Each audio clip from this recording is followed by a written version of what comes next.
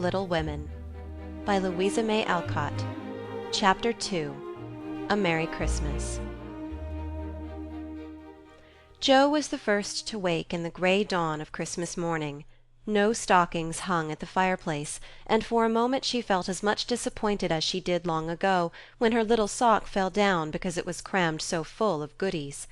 Then she remembered her mother's promise, and slipping her hand under her pillow, drew out a little crimson-covered book.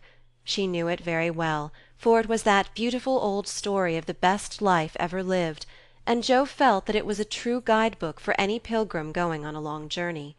She woke Meg with a "Merry Christmas!" and bade her see what was under her pillow. A green-covered book appeared, with the same picture inside, and a few words written by their mother, which made their one present very precious in their eyes.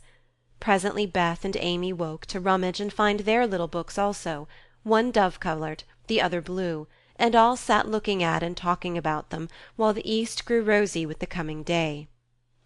In spite of her small vanities, Margaret had a sweet and pious nature, which unconsciously influenced her sisters, especially Jo, who loved her very tenderly, and obeyed her because her advice was so gently given. "Girls," said Meg seriously, looking from the tumbled head beside her to the two little night-capped ones in the room beyond, "Mother wants us to read and love and mind these books, and we must begin at once. We used to be faithful about it, but since Father went away and all this war trouble unsettled us, we have neglected many things. You can do as you please, but I shall keep my book on the table here and read a little every morning as soon as I wake, for I know it will do me good and help me through the day." Then she opened her new book and began to read. Jo put her arm round her, and leaning cheek to cheek, read also, with the quiet expression so seldom seen on her restless face. "How good Meg is! Come, Amy, let's do as they do. I'll help you with the hard words, and they'll explain things if we don't understand," whispered Beth, very much impressed by the pretty books and her sister's example. "I'm glad mine is blue," said Amy. And then the rooms were very still while the pages were softly turned, and the winter sunshine crept in to touch the bright heads and serious faces with a Christmas greeting. "Where is Mother?" asked Meg, as she and Jo ran down to thank her for their gifts half an hour later. "Goodness only knows. Some poor creetur come a-beggin', and your ma went straight off to see what was needed. There never was such a woman for giving away victuals and drink, clothes and firing," replied Hannah, who had lived with the family since Meg was born, and was considered by them all more as a friend than a servant.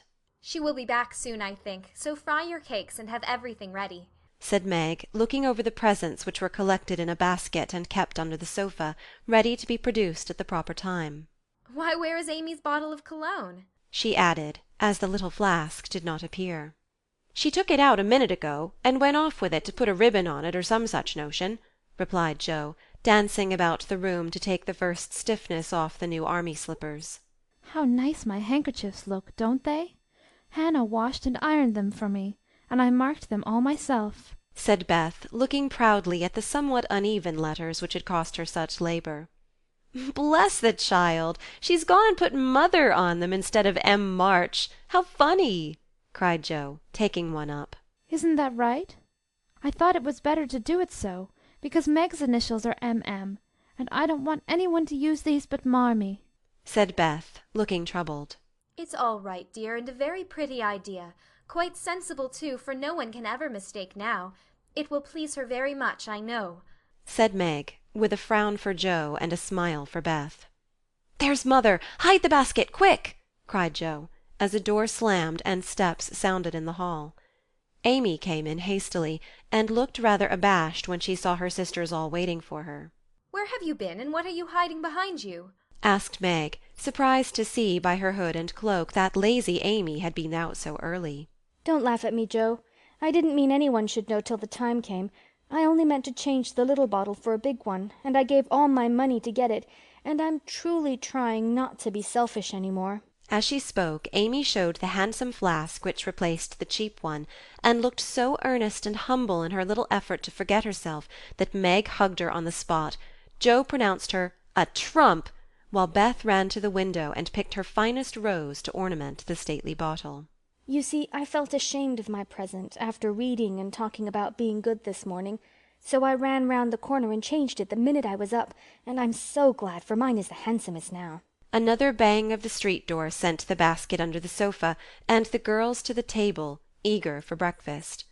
"Merry Christmas, Marmee, many of them. Thank you for our books. We read some and mean to every day," they all cried in chorus. "Merry Christmas, little daughters. I'm glad you began at once, and hope you'll keep on. But I want to say one word before we sit down. Not far away from here lies a poor woman with a little newborn baby. 6 children are huddled into one bed to keep from freezing, for they have no fire. There is nothing to eat over there, and the oldest boy came to tell me they were suffering hunger and cold.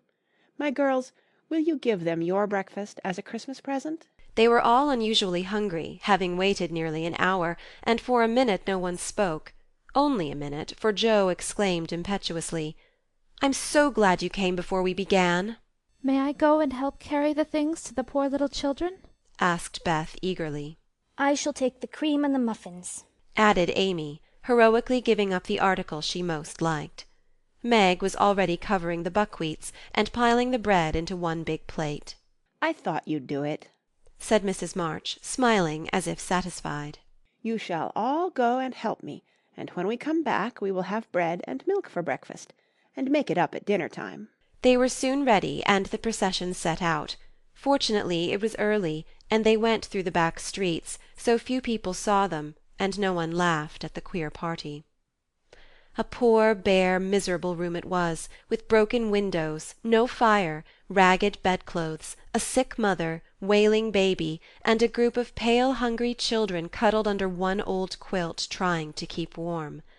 How the big eyes stared and the blue lips smiled as the girls went in. "Ach, mein Gott, it is good angels come to us," said the poor woman, crying for joy.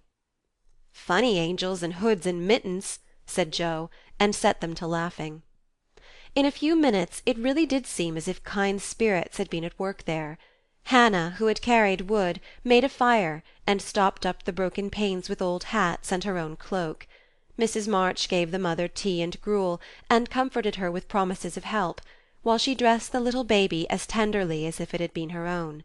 The girls meantime spread the table, set the children round the fire, and fed them like so many hungry birds, laughing, talking, and trying to understand the funny broken English. "Das ist gut. Die Enkelkinder," cried the poor things as they ate and warmed their purple hands at the comfortable blaze. The girls had never been called angel children before, and thought it very agreeable, especially Jo, who had been considered a Sancho ever since she was born. That was a very happy breakfast, though they didn't get any of it, and when they went away, leaving comfort behind, I think there were not in all the city 4 merrier people than the hungry little girls who gave away their breakfasts and contented themselves with bread and milk on Christmas morning. "That's loving our neighbour better than ourselves, and I like it," said Meg, as they set out their presents while their mother was upstairs collecting clothes for the poor Hummels. Not a very splendid show, but there was a great deal of love done up in the few little bundles, and the tall vase of red roses, white chrysanthemums, and trailing vines, which stood in the middle, gave quite an elegant air to the table. "She's coming! Strike up, Beth! Open the door, Amy! 3 cheers for Marmee!" cried Joe, prancing about while Meg went to conduct mother to the seat of honour. Beth played her gayest march, Amy threw open the door, and Meg enacted escort with great dignity.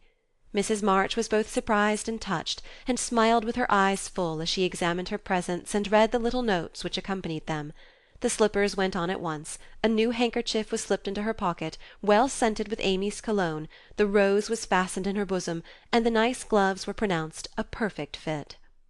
There was a good deal of laughing and kissing and explaining, in the simple loving fashion which makes these home festivals so pleasant at the time, so sweet to remember long afterward, and then all fell to work. The morning charities and ceremonies took so much time that the rest of the day was devoted to preparations for the evening festivities. Being still too young to go often to the theatre, and not rich enough to afford any great outlay for private performances, the girls put their wits to work, and necessity being the mother of invention, made whatever they needed. Very clever were some of their productions, pasteboard guitars, antique lamps made of old-fashioned butter-boats covered with silver paper, gorgeous robes of old cotton, glittering with tin spangles from a pickle factory, and armour covered with the same useful diamond-shaped bits left in sheets when the lids of preserve pots were cut out. The big chamber was the scene of many innocent revels. No gentlemen were admitted, so Jo played male parts to her heart's content, and took immense satisfaction in a pair of russet leather boots given her by a friend, who knew a lady who knew an actor. These boots, an old foil, and a slashed doublet once used by an artist for some picture, were Jo's chief treasures, and appeared on all occasions. The smallness of the company made it necessary for the two principal actors to take several parts apiece, and they certainly deserved some credit for the hard work they did in learning 3 or 4 different parts, whisking in and out of various costumes, and managing the stage besides. It was excellent drill for their memories, a harmless amusement, and employed many hours which otherwise would have been idle, lonely, or spent in less profitable society. On Christmas night a dozen girls piled on to the bed which was the dress circle, and sat before the blue and yellow chintz curtains in a most flattering state of expectancy.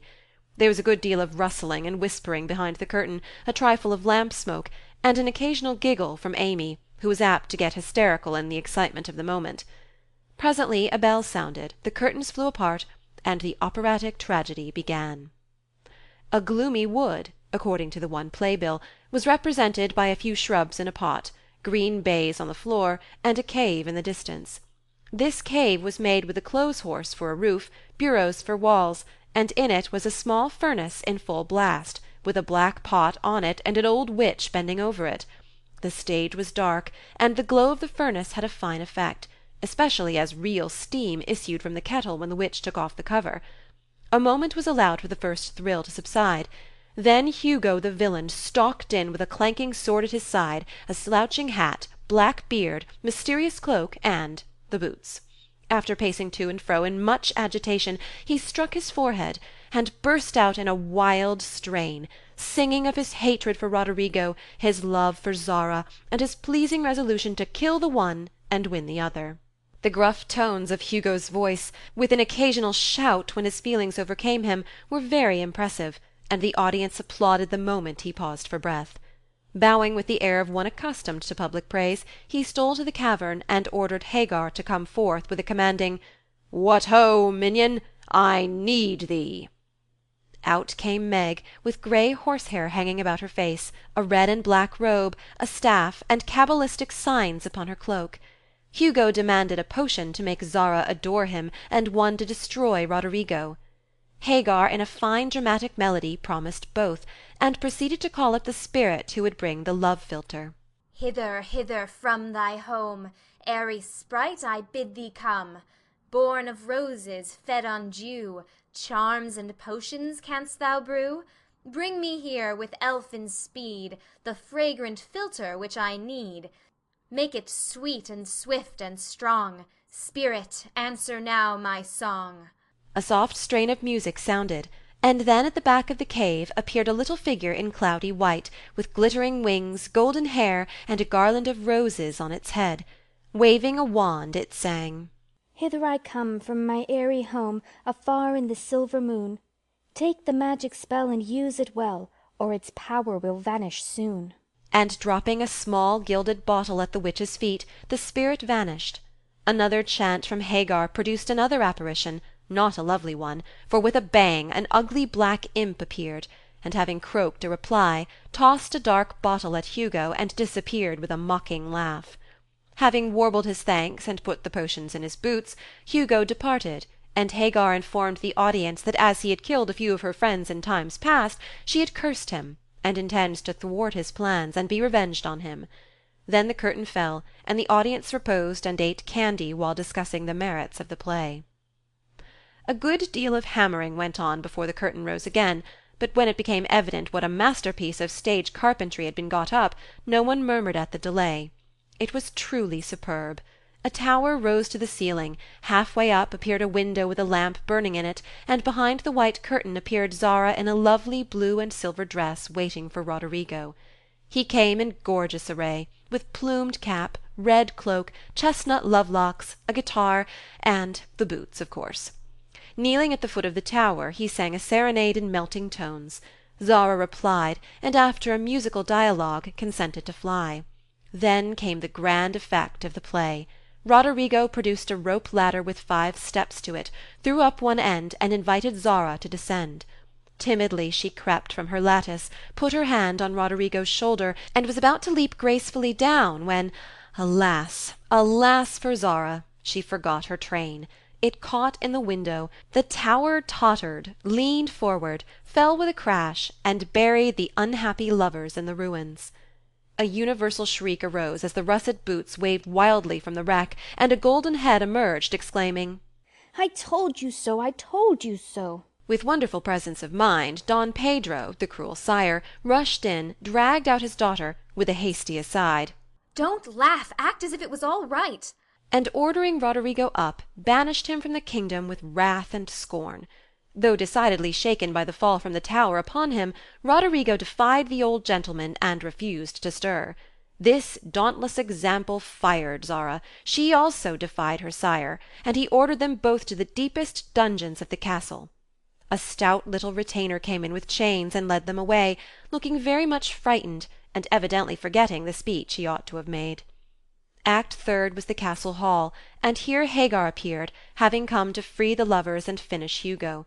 She hears him coming and hides, sees him put the potion into 2 cups of wine, and bids the timid little servant, "Bear them to the captives in their cells, and tell them I shall come anon." The servant takes Hugo aside to tell him something, and Hagar changes the cups for 2 others, which are harmless. Ferdinando, the minion, carries them away, and Hagar puts back the cup which holds the poison meant for Roderigo. Hugo, getting thirsty after a long warble, drinks it, loses his wits, and after a good deal of clutching and stamping, falls flat and dies, while Hagar informs him what she has done in a song of exquisite power and melody. This was a truly thrilling scene, though some persons might have thought that the sudden tumbling down of a quantity of long red hair rather marred the effect of the villain's death.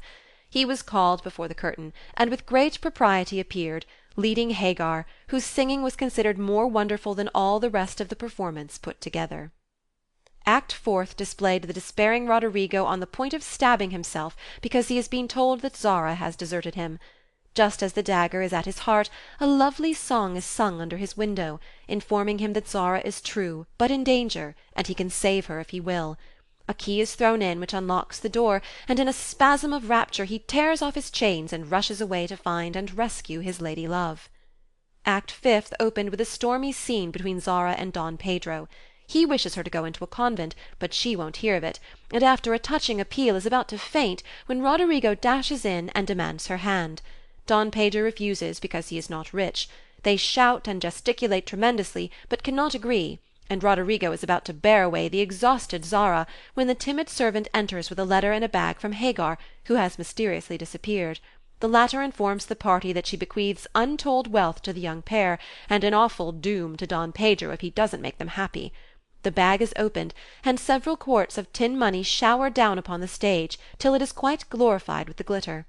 This entirely softens the stern sire. He consents without a murmur.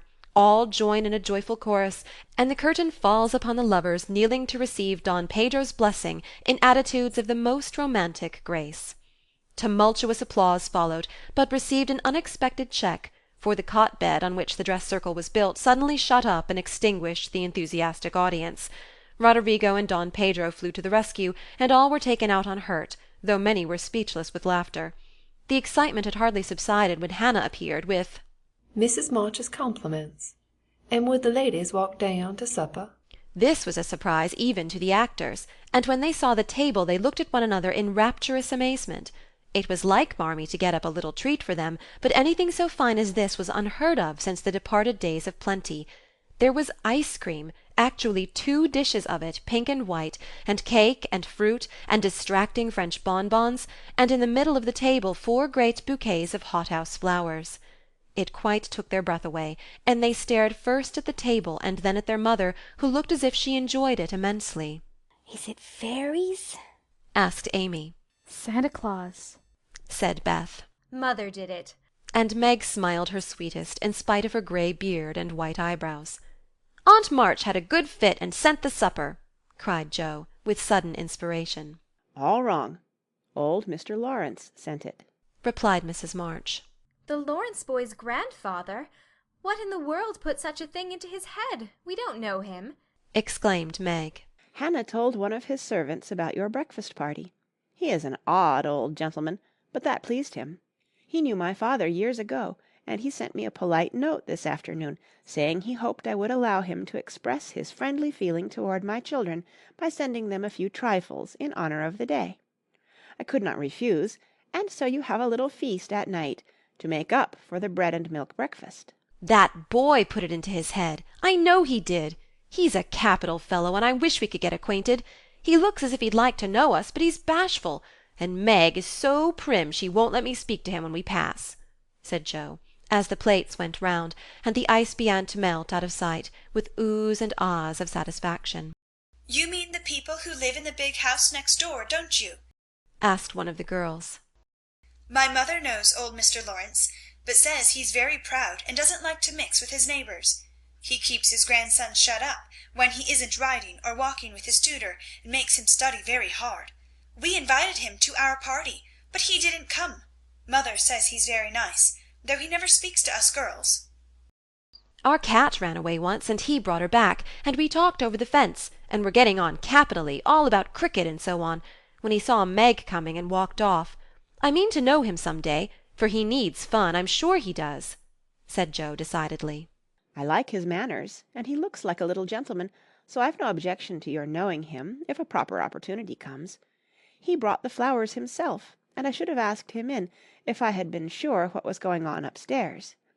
He looked so wistful as he went away, hearing the frolic and evidently having none of his own."